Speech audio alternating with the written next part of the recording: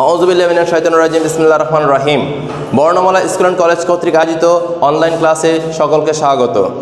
নবম শ্রেণীর শিক্ষার্থীরা, আজকে আমরা এই হিসাব বিজ্ঞান নতুন বইয়ের আমরা দ্বিতীয় অধ্যায়ের সৃজনশীল ১ নং আলোচনা করব। তো আমি জানি তোমাদের সকলের কাছে নতুন বই আছে, আর যাদের কাছে নাই তারা দ্রুত সংগ্রহ করে ফেলার চেষ্টা করো। আজকে আমরা দ্বিতীয় অধ্যায়ের লেনদেন চ্যাপ্টারের ১ নং সৃজনশীলের ক খ আলোচনা করব। আর গ আমাদের সম্মানিত নীলরতন মণ্ডল স্যার আলোচনা করেছেন। তোমাদের বাড়ির কাজ থাকবে ১, ২ এবং ৪ নং। SW থাকবে ১, ২ এবং ৪ নং সৃজনশীল।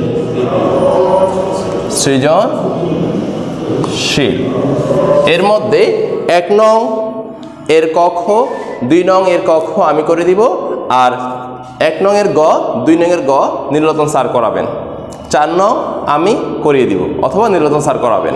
তো সুপ্রিয় শিক্ষার্থীরা, আসো আমরা ১ নং সৃজনশীলের কতে কী আছে আমরা জানার চেষ্টা করি। তোমাদের সবার কাছে বই আছে, আমরা যে বইটাকে ফলো করি তাহলে কি দেখব যে ১ নং সৃজনশীলের কতে আছে ব্যবসায়িক লেনদেন নয় এমন ঘটনাসমূহ চিহ্নিত করে মোট পরিমাণ নির্ণয় করো। অর্থাৎ ব্যবসায়িক লেনদেন নয়, ব্যবসায়ের আর্থিক অবস্থার সাথে জড়িত না, অর্থাৎ ব্যবসার আর্থিক অবস্থার কোনো পরিবর্তন হয়নি এমন ঘটনাসমূহ চিহ্নিত করে তার মোট পরিমাণ জানতে চেয়েছে। তাহলে আসো আমরা ১ ক করি। তো ১ নং সৃজনশীলের কতে আমরা কি লিখব? প্রথমে গড়টা আঁকবো আমাদের মন মতো। হ্যাঁ, কয়ের কোনো গড় হয় না শিক্ষার্থীরা, আমরা গড় কাটবো মন মতো বা চাহিদা অনুসারে। প্রথমে আসো তারিখ, এরপরে আসো তোমাদের বিবরণ দিয়ে দাও, বিবরণ, তারপরে আসো টাকা, টাকা, টাকা, টাকা। এখন আসো ২০১৭ ডিসেম্বর। আমরা একটা শিরোনাম দিতে পারি, প্রিয় শিক্ষার্থীরা, লেনদেন নয়, ব্যবসায়িক লেনদেন নয় এমন ঘটনাসমূহ এর মোট পরিমাণ। ব্যবসায়িক লেনদেন নয় তার মোট পরিমাণ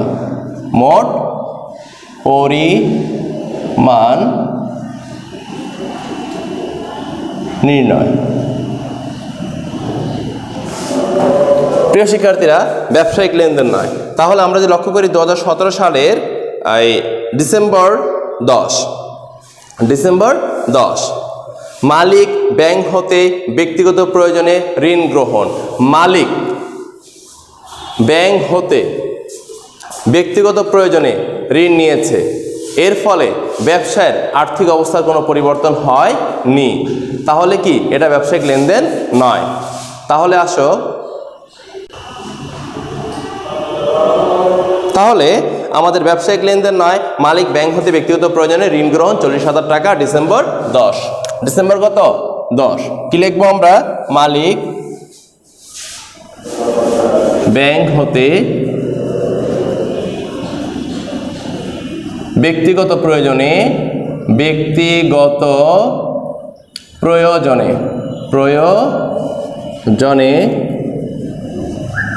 ঋণ গ্রহণ। কত টাকা শিক্ষার্থীরা? তোমরা বই দেখতেছো অবশ্যই ৪০,০০০ টাকা। অর্থাৎ আমি একটু বোঝাচ্ছি এটা কেন ব্যবসায়িক লেনদেন নয়। মালিক একটা ব্যক্তি বা পার্সন, সেই ব্যক্তিটা তার ব্যক্তিগত প্রয়োজনে তার ব্যাংক অ্যাকাউন্ট হতে ঋণ গ্রহণ করেছে, তাহলে এর ফলে ব্যবসায়ের আর্থিক অবস্থার কোনো পরিবর্তন হয়নি, হিসাব সমীকরণের কোনো পরিবর্তন হয়নি, সেহেতু ডিসেম্বর ১০ কোনো লেনদেন নয়। এরপরে আসো যে ডিসেম্বর ১৫ ৪৫,০০০ টাকার আসবাবপত্র ক্রয়ের ফরমায়েশ। এখানে ফরমায়েশ মানে ইচ্ছা, এখানে ফরমায়েশ মানে কি? ইচ্ছা। তুমি ইচ্ছা প্রকাশ করেছো আসবাবপত্র ক্রয় করবা, তাহলে সেটা কি ব্যবসায়ের কোনো লেনদেন নয়, অর্থাৎ ব্যবসার কোনো আর্থিক অবস্থার পরিবর্তন হয়নি। ফরমায়েশ, তারপরে ইচ্ছা, তারপর অর্ডার, তারপরে তোমার নিয়োগ, হ্যাঁ, তারপর কি ব্যক্তিগত টাকা, ব্যক্তিগত কাজে ব্যয়, এই সকল শব্দগুলো থাকলে বুঝতে হবে যে কি এটা ব্যবসায়িক লেনদেন নয়। তাহলে এখানে আছে কি ফরমায়েশ, আসবাবপত্র ক্রয়ে ফরমায়েশ, তাহলে কি এটাও কোনো ব্যবসায়িক লেনদেন নয়। ফরমায়েশ শব্দের অর্থ কি এখানে ইচ্ছা বোঝানো হয়েছে। আসবাবপত্র ক্রয়ের ফরমায়েশ, আসবাবপত্র ক্রয়ের ফরমায়েশ।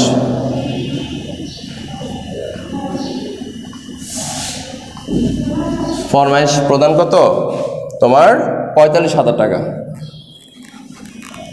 তাহলে আমার দেখা যাচ্ছে মোট লেনদেন নয়, তার পরিমাণ 85,000 টাকা।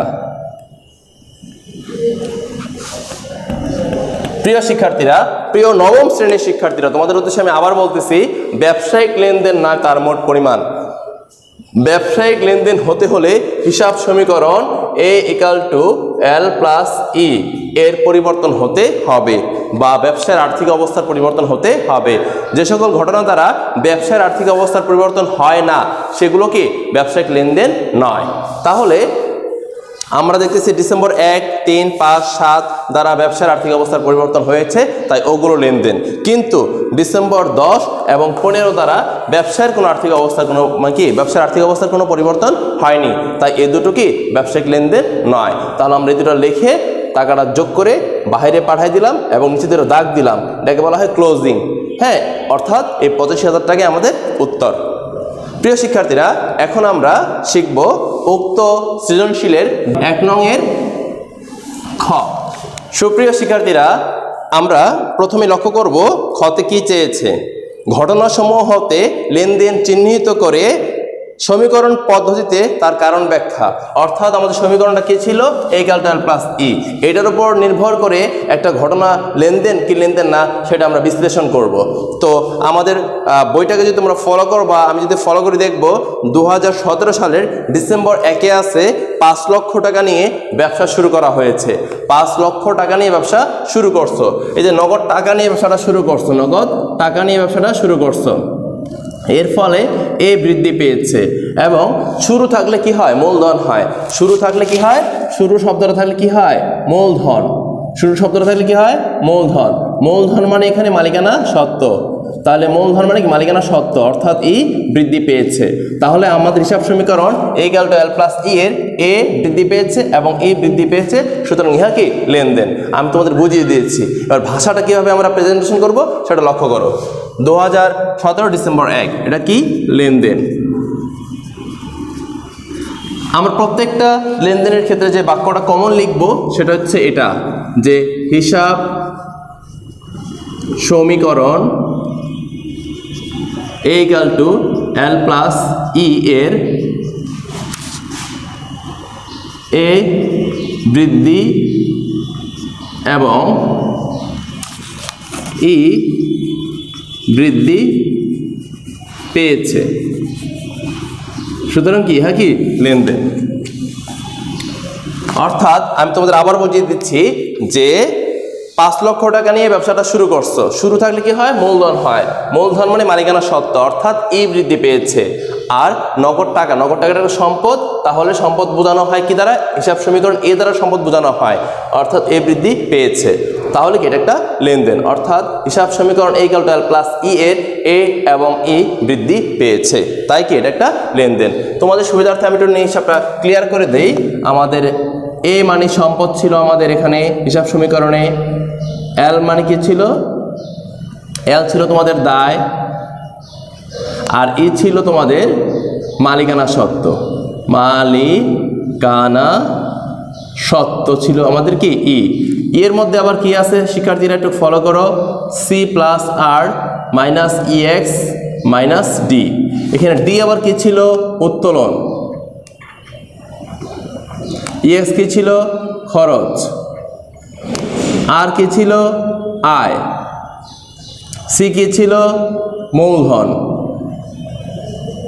অর্থাৎ আমাদের ই এর উপাদানগুলো কি কি, ই এর উপাদানগুলো হচ্ছে C সি প্লাস আর minus C X minus D, অর্থাৎ এই চারটা উপাদানের কোনো পরিবর্তন হলে সেটা ইর উপর প্রভাব বিস্তার করে।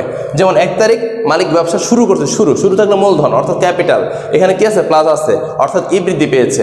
আর কি নিয়ে ব্যবসা শুরু করছে? নগদ টাকা নিয়ে, তাহলে এ বৃদ্ধি পেয়েছে সম্পদ, তাহলে এ এবং ই বৃদ্ধি পেয়েছে। এরপরে আসে শিক্ষার্থীরা ডিসেম্বর 3। ডিসেম্বর 3 একটা লেনদেন। কেন লেনদেন, কিভাবে লেনদেন সেটা তোমরা একটু লক্ষ্য করো, আমি বোঝাচ্ছি। ব্যাংকে 50,000 টাকা নিয়ে হিসাব খোলা হলো, তাহলে 50,000 টাকা নিয়ে তুমি ব্যাংক হিসাব খুলছো, কি দিয়ে হিসাব খুলছো? নগদ টাকা দিয়ে। তাহলে ব্যবসায় নগদ টাকা কি হ্রাস পেয়েছে না বৃদ্ধি পেয়েছে? ব্যবসায় নগদ টাকা এ হ্রাস পেয়েছে, এ হ্রাস পেয়েছে অর্থাৎ মাইনাস। আবার পক্ষান্তরে নগদ টাকা কোথায় দিয়ে হিসাব খুলছো? ব্যাংকে। ব্যাংকে একটি চলতি সম্পদ, ব্যাংকে একটা চলতি সম্পদ, তাহলে ব্যাংকে টাকা বৃদ্ধি পেয়েছে। ব্যাংক যদি সম্পদ হয়, সম্পদের প্রতীক তো এ, তাহলে প্লাস, অর্থাৎ একবার এ বৃদ্ধি পেয়েছে, একবার এ হ্রাস পেয়েছে। তাহলে ডিসেম্বর 3 কি? লেনদেন। আসো আমরা লিখে ফেলি। কমন বাক্যটা দেখো, এটা কমন বাক্য, এতটুকু পর্যন্ত কি কমন বাক্য। হিসাব সমীকরণ A equal to L plus E এর এ বৃদ্ধি এবং এ হ্রাস পেয়েছে।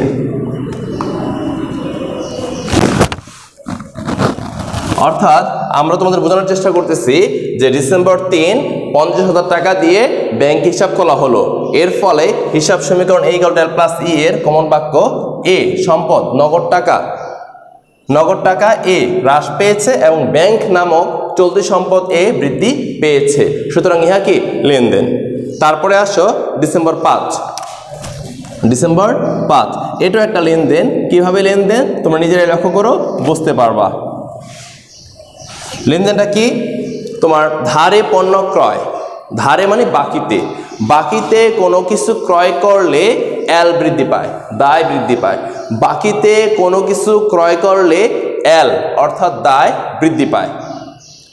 আর যেহেতু পণ্য ক্রয় করেছো, পণ্য ক্রয় মানে একটা খরচ মানে এক্সপেন্স, খরচ মাইনাস অর্থাৎ ই হ্রাস। তাহলে আমরা কি বলতে পারি? হিসাব সমীকরণ এ equal to L plus E এর এল বৃদ্ধি এবং ই হ্রাস পেয়েছে। সুতরাং ইহা কি? একটি লেনদেন। তাহলে আমরা লিখি হিসাব সমীকরণ এ equal to L plus E এর এল বৃদ্ধি এবং ই হ্রাস পেয়েছে। তাহলে আমরা কি শিখলাম? যে ধারে পণ্য ক্রয়ের ফলে, ধারে পণ্য ক্রয় করলে, বাকিতে পণ্য ক্রয় করলে একই কথা, বাকিতে বা ধারে কোনো কিছু ক্রয় করলে এল বৃদ্ধি পায়, তাহলে এল বৃদ্ধি। যেহেতু ক্রয় একটা খরচের সামনে মাইনাস, তাহলে ই হ্রাস পেয়েছে। সুতরাং ইহা কি? একটি লেনদেন। সুপ্রিয় শিক্ষার্থীরা, ডিসেম্বর 7 নগদে পণ্য বিক্রয় 45,000 টাকা। এই যে নগদে বিক্রি করছো, নগদে কি করেছো? বিক্রয় করেছো, এর ফলে নগদ টাকার আগমন হয়েছে, তাহলে এই বৃদ্ধি পেয়েছে এবং বিক্রয়ের ফলে আয় হয়েছে। আর মানে রেভিনিউ অর্থাৎ আয় হয়েছে, বিক্রয়ের ফলে আয় হয়েছে। আয় হলে আর এর সামনে প্লাস অর্থাৎ ই বৃদ্ধি। তাহলে আমরা কি? নগদে বিক্রয়ের ফলে এ বৃদ্ধি এবং ই বৃদ্ধি পেয়েছে। আমরা লিখবো ডিসেম্বর 7। ডিসেম্বর কত শিক্ষার্থীরা? 7। কি লিখবো? যে এটা একটা লেনদেন। আমরা কি লিখবো? হিসাব সমীকরণ এ equal to L plus E এর নগদে বিক্রয়ের ফলে এ বৃদ্ধি পাইছে সম্পদ নগদ টাকা কি একটা সম্পদ, এ বৃদ্ধি এবং বিক্রয় একটা আয় করলে মালিকানা সত্ত্ব অর্থাৎ ই বৃদ্ধি পেয়েছে।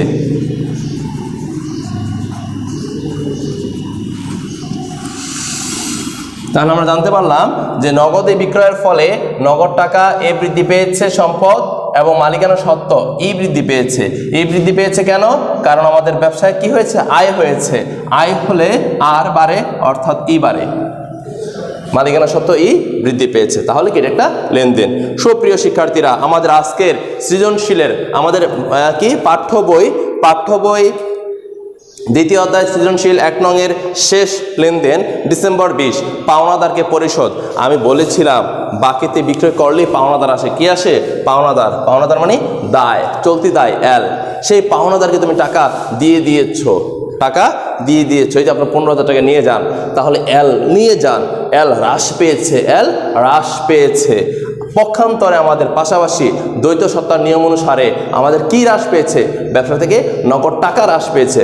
নগদ টাকা মানে আমাদের সম্পদ এ, তাহলে আমরা বলতে পারলাম যে নগদ টাকা বাবদ এ হ্রাস পেয়েছে এবং কাকে টাকাটা প্রদান করছি? পাওনাদারকে, অর্থাৎ এল কি হ্রাস পেয়েছে। তাহলে আমরা বলতে পারি এটা কি একটা লেনদেন, অর্থাৎ ডিসেম্বর 20 এটা একটা লেনদেন।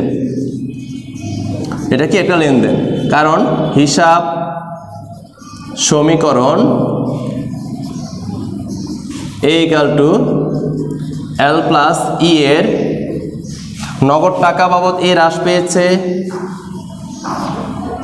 এবং দায় বাবদ এল হ্রাস পেয়েছে। সুতরাং কি ইহা একটি লেনদেন। সুপ্রিয় শিক্ষার্থীরা, তাহলে আমরা আজকের ক্লাসের মাধ্যমে অবশ্যই জানতে পারলাম যে আমাদের পাঠ্য বই দ্বিতীয় চ্যাপ্টার লেনদেন এর সৃজনশীল 1 এর ক লেনদেন নয় কোনগুলো? লেনদেন নয় ডিসেম্বর 10 এবং 15। কেন লেনদেন নয় সেটা বুঝিয়েছি। পাশাপাশি আমাদের ক্ষতে চেয়েছে হিসাব সমীকরণের কারণ। তাহলে আমরা হিসাব সমীকরণ কারণটা আমরা এখানে বোঝানোর চেষ্টা করেছি যে আমাদের কি সমীকরণ পদ্ধতিতে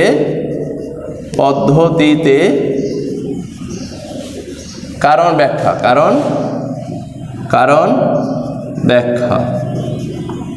তাহলে একের ক্ষতে চেয়েছে সমীকরণ পদ্ধতিতে কারণ ব্যাখ্যা, সেটাও আমরা সুন্দর মতন বোঝানোর চেষ্টা করেছি। তোমরা মেন বইটা সামনে রেখে বারবার ভিডিওটা দেখে বোঝার চেষ্টা করবা।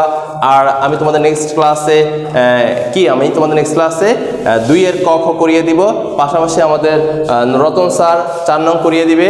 তাহলে আমাদের বাড়ি কাজ যেটা আমরা অ্যাসাইনমেন্ট হিসেবে জমা দিব, সেই বাড়ি কাজটা থাকবে 1, 2 এবং 4 নং সৃজনশীল। ধন্যবাদ সবাইকে। সে পর্যন্ত তোমরা সবাই ভালো থাকো। আল্লাহ হাফেজ।